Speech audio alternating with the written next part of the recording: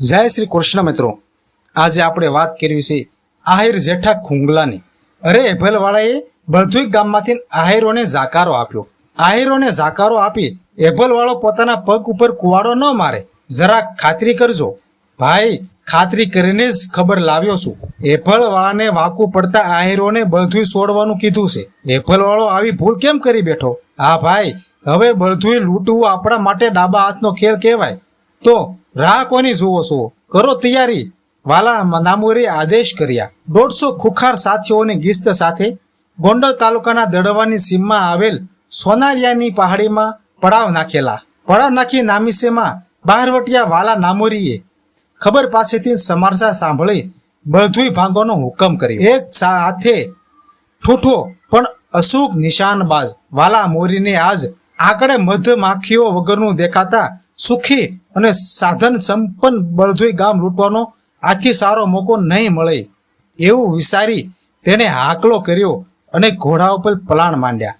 આ બાજુ લાંબા ગામત્રે ગયેલા જેઠા ખુંગલો અને અન્ય આહિરો બળધુઈમાં પાછા ફરતા રાજવીની રોજે રોજ વેઠ કરવાથી કંટાળે આહિરોને ના પાડતા ગામ ધણીએ આહિરોને જાકારો આપવાની વાત જાણતા આહિરોએ ઘર વખરી ભરી ગાડામાં ભરી અને ગામડું છોડવાની તૈયારી કરી હતી. ગાડામાં ઘર વખરી ભરી પરિવાર સાથે ગામ છોડવા જેઠા ખુંગલા સાથે અન્ય આહિર ભાઈઓએ બળદોની રાશ હાથમાં લેતા અચાનક બંદૂકના ભડાકા સંભળાણા હતા. ભારે હૈયે આહિર પરિવારોને વિદાય આપવા ભેગા થયેલા ગામવાસીઓ બંદૂકના ભડાકા સાંભળી અને નાસભાગ કરવા લાગ્યા. બીકના માર્યા પોતાના ઘરમાં બારી બાવણા દઈ અને અંદર ઘૂસવા લાગ્યા. ત્યારે ગામના બાયા હતો પણ વાલા નામરું નામ સાંભળતા જ ગામને રામ ભરોસે મૂકી સાના ખૂણે છુપાઈ ગયા હતા. જેઠા આપા ખુંગલાએ ઝાડ ઉપર ચડી નજર કરતા અને ગામના પાદરમાં બહારવટિયાઓની ગિસ્ત જોઈ ઘર વખરી ભરી ગામ છોડવાની તૈયારી કરી ચૂકેલા જેઠા ખુંગલાએ પોતાની સામગ્રી હાથમાં લીધી હતી. જેઠાભાઈ, વાલો ઠૂઠિયો લાગે છે, હવે શું કરશું? આહિર યુવાન આહિરોને બળધોઈના દરબારે જાકારો આપ્યો છે, હવે આપણે પારકી પંચાયતમાં શું કામ પડવું? જેઠાભાઈ કહેશે, ગામધણીએ જાકારો આપ્યો છે, જન્મ ભોમકાય નહીં, આપણી સામે માની લાશ કેમ લૂંટવા દેવાય? હા જેઠાભાઈ, તમારી વાત તો બિલકુલ સાચી છે હો. તો ભલે આજ કંઈક નવા જૂની થઈ જાય.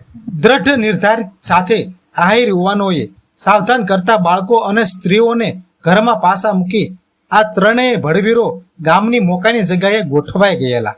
બળધુઈમાંથી કોઈ સળસળાટ જોવા ન મળતા વાલા નામોરીનું બાળ અને હરખાતા એ હૈયે સુમસામ બજારમાં દાખલ થતું જોઈ જેઠા ખુંગલાની સામગ્રીએ નિશાન લઈ ભડાકો કર્યો. એક સાથે બે બહારવટિયા ભોય ભેગા કરી દીધા. અચાનક પાળ ઉપર થયેલા ભડાકાથી બહારવટિયાઓ રઘવાયા થતા બીજી તરફ જેઠા ખુંગલા અને અન્ય આહિરો વંડીની ઓથ લઈ અને સામગ્રીઓ ભરાવી અને નિશાન લેતા બહારવટિયાઓનો સોથ વાળવાનું શરૂ કરી દેતા વાલા નામુરના ટટક પર કાળો કેર વરસવાનું શરૂ કરી દીધું. ચાકડી બજારમાં બહારવટિયાના કટકને ફસાયેલું જોઈ તેને ભરી પીવા હર હર મહાદેવનો જયનાથ કરતો બળધુઈનો કાનપરી બાવો લોહીર તરસી તલવાર સાથે આહિરોની મદદ આવી ચડતા આ 4 મરજીયાઓ 150 બહારવટિયાના પાળને ધોળે દિવસે તારા દેખાડી દીધા. કટકને સંકટમાં જોઈ અંગ્રેજોની જેમ તોડી ભાગેલો વાલા નામોરીનો જમણો હાથ ગણાતા જાન મામદને વંડીથી ઓથે લપાતો છુપાતો જેઠા ખુંગલાને મારવા આગળ વધતો જોઈ કાનપરી બાવાએ ગડગડિયો પાણો લઈ જાન મામદની આંખનું નિશાન લઈ ઘા કરતા એની આંખનો ડોળો ફોડી નાખ્યો. માંસના લોસા બહાર કાઢી નાખ્યા. જાન મામદને ઘાયલો થતો જોઈ વાલા નામોરીએ ગુસ્સે થતા સામગ્રીનું નિશાન કાનપરી બાવા ઉપર લઈ અને ભડાકો કરતા તે શહીદ થયા હતા.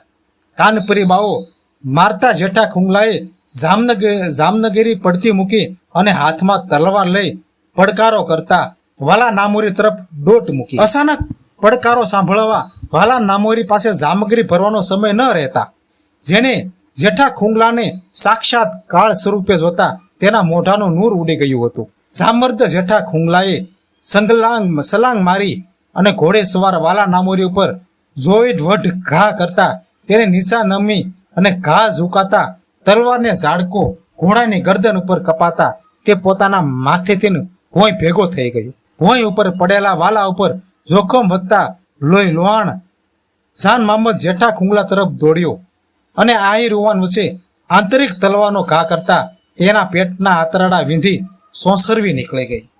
તો બીજી તરફ વાલા નામોરે સાથીઓને બસાવી લેતા જેઠા ખુંગલો બંને આહિર હોવાનો ઉપર ચારે તરફથી જામગીરના નિશાન લેતા આ ત્રણેય ભડવીરો પોતાની તલવારની ધારે જુવારના લોઢા વાગતા જોઈ તેમ અનેક લૂંટારાઓના માથા વાળતા વાળતા વીરગતિને પામ્યા.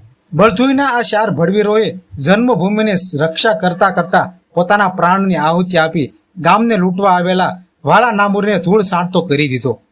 બળધુઈ લૂંટવાનું વાલા નામુરીને ભારે પડતા એને પરોઢના પગલા ભરતા મિત્ર જાન મહંમદની નાજુક હાલત જોઈ અને ઘાયલ અને મૃત સાથીઓને જઈ લઈ હાલથિયા ડુંગર તરફ ભાગવા સાથીઓને ઇશારો કર્યો હતો. વાલા નામોરીનો ઇશારો થતા જમીન ઉપર પડેલા જાન મહંમદ પેટ બહાર નીકળી ગયેલા આંતરડા પેટમાં પાસા મૂકી તેને જોળીમાં નાખતા બાકી રહેલા કટક સાથે તે હાથલિયા ડુંગર તરફ ભાગતા રસ્તામાં જાન મહંમદનું પ્રાણ પંખીડું ઉડી જતા વાલા નામોરીએ તેને હાથલિયા ડુંગરમાં દફનાવ્યો હતો. તે વાતની સાક્ષી પૂરતી જાન મહંમદની કબર આજે હાથલિયા ડુંગર ઉપર જોવા મળે છે.